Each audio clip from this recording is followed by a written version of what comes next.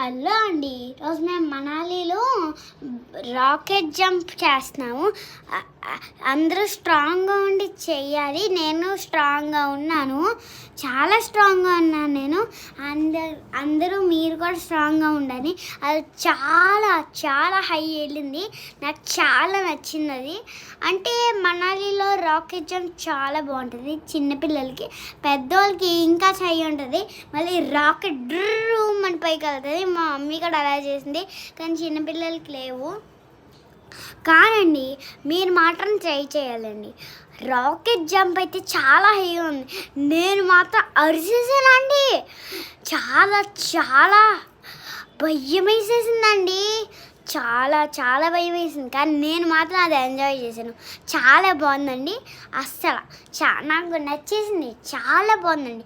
Super super super.